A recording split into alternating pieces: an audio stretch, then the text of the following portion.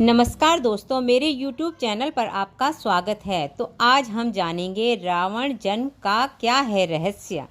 3 श्राप बने बड़े कारण, ब्राह्मण पुत्र होकर भी कैसे आए राक्षसत्व वाले गुण, बड़े पौराणिक कथा।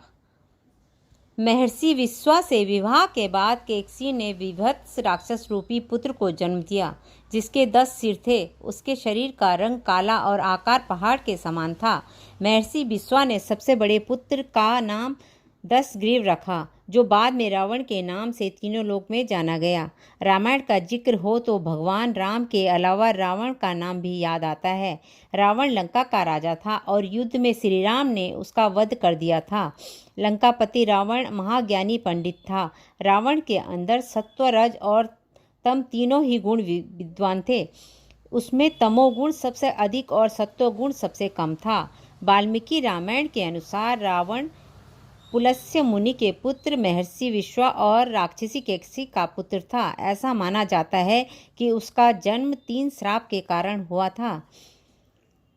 एक श्राप सनकादिक बाल ब्राह्मणों ने दिया था। इसी तरह अलग अलग 2 श्राप का और भी जिक्र मिलता है। तो आइए सबसे पहले जानते हैं रावण के जन्म के पीछे का रहस्य और एक ब्राह्मण पुत्र होने के बाद भी रावण में राक्षस सत्व वाले गुण कैसे आए।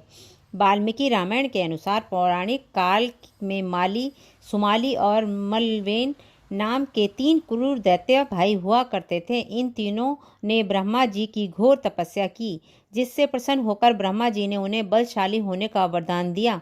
वरदान मिलते ही तीनों स्वर्गलोक, पृथ्वीलोक और पाताल लोक में देवताओं सहित ऋषि मुनियों और मनुष्यों पर अत्याचार करने लगे।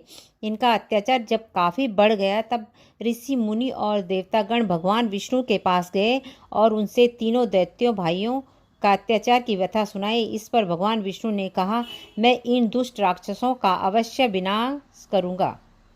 धन्यवाद। अगर आपको हमारा वीडियो अच्छा लगे तो प्लीज़ लाइक कीजिएगा, कमेंट कीजिएगा और सब्सक्राइब करना मत भूलिएगा। धन्यवाद।